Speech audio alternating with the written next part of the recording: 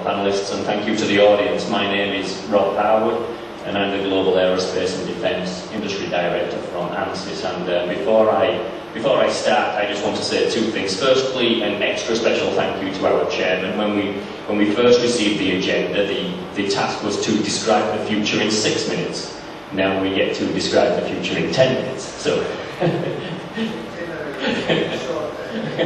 so thank you, Mr. Chairman. And then also an apology to the audience. Although I'm based in the US, you can maybe tell from my accent I'm British, and we are here in this beautiful city of Naples, and it's raining. So you can also, I will take the blame for that also. I think, based on what I've heard over the last several days, and certainly on the panel today, we do share a lot of commonality in the things that we're talking about. I think we share a common vision, the simulation technology providers, and also the industry, the importance of system engineering. We're hearing the constant commonality. So I thought, rather than repeat lots of the information that we've already heard, I think we all kind of agree on that. We may differ slightly in the implementation of how we get to that vision, but I think we agree on the end point.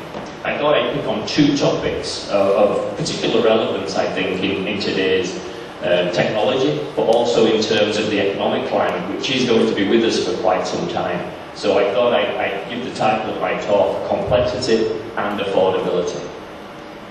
And if I can use them. Okay, so we know, I don't need to tell this audience that product complexity is increasing phenomenally, and here I just pulled out some selections from a number of different reports. Here we see a survey from the Battelle Group looking at next generation aerospace and defence technology. You see lots of embedded electronics, lots of embedded sensors, phenomenally more complex solutions that we're producing today.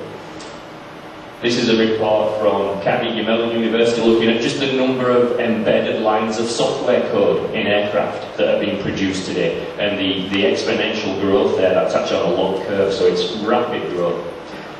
When we talk to our own customers about the things that they're developing, we see them also telling us that complexity, whether it's the complexity of the product itself or the complexity of the environment that it needs to operate in, we keep hearing this theme of complexity. But it's not just the technological environment. From the business perspective, and particularly of relevance to the audience today, who are concerned just as much about the business environment as the technological environment, the contractual framework we're being asked to operate in is also becoming much more complex, greater degrees of risk sharing, etc. So we have to address that level of complexity also. And we've heard a lot of talk today and yesterday about the need to integrate modelling and simulation very early in the cycle, and that means pushing it into lower fidelity models, reduced order models, tying it with the systems modelling capability. And really this isn't new. This is a slide actually from 1996 from the US Department of Defence, talking about the benefits to be gained by introducing modelling and simulation very early in the process. And they actually borrowed this curve and this methodology from industry. So it's been around for a long time. What we're talking about isn't new. The implementation perhaps, but the actual concepts we're talking about are not overly new. And as I say there, we've been talking about this for quite some time. So in terms of, when we think about future R&D directions, we have to address complexity, to impact affordability, and particularly in today's context, in the context of affordability. And that's really important from a business standpoint. And where are some of the challenges? What are some of the things that are preventing us from doing that? Well, we're fortunate at ANSYS that we're a global company, and we're a very large global company with many, many customers around the world. So we talk to our customers a lot, and we take their feedback very, very seriously. So when we look at some of the things they tell us about, the processes that they want to improve to impact their business, these are some of the things they tell us. And I don't expect you to read this spider chart. This is based on lots of data. One of the biggest challenges they tell us they have from a process standpoint is integration. Integration of how they exchange modelling and simulation data in their processes.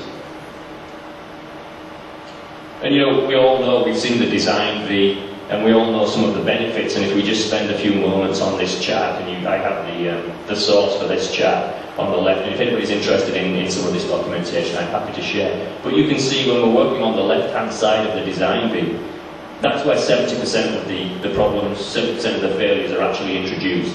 But then when we start moving up the right-hand side and we start testing, where do we actually find the failures? We find the failures when we put all the pieces together.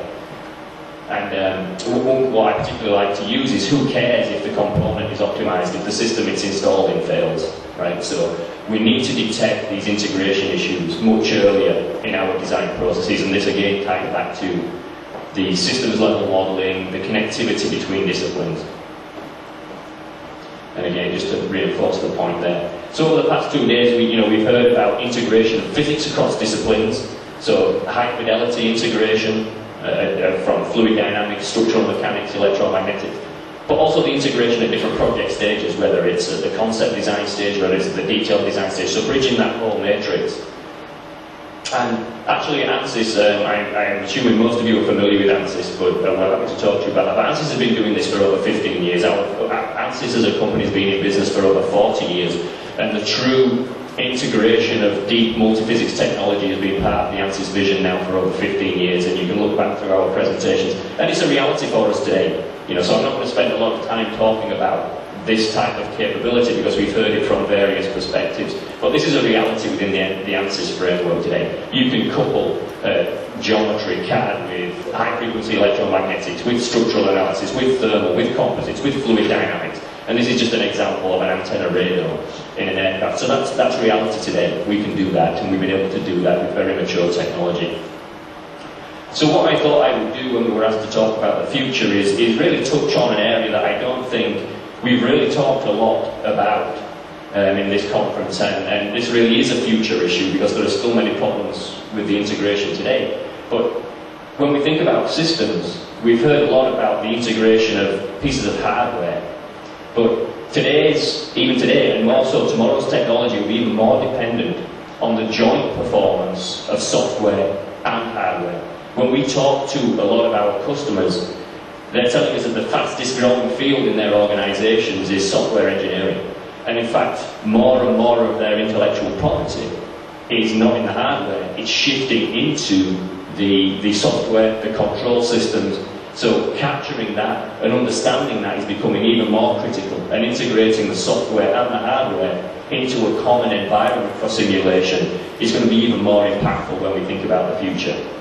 So that's what I would say, that's where the innovation, when we think about future modelling and simulation, this is where we're really going to innovate, create more IP, but also address affordability, because dealing with the complexity of software will become even more important. And I just want to end with an example that we're actually working on right now. This is a real solution path that we've embarked upon. We recently acquired a company called Esterel that's now fully embedded within the ANSYS family, and we're gradually integrating the technology so you can look at not just the requirements and what you want the sensor to do for this landing gear capability. You can have the sensor coupled with the sensor, simulation of the hardware coupled with the logic, and the different control gates and software, all tied into, in a common environment, the actual landing gear aspects, so the hardware, the software, coupled together in a common simulation environment. So when we really talk about complexity, we really need to think not just about hardware, but also hardware and software integration. So that's the future challenge, that's the future direction I'd like to really end with. And just thank you.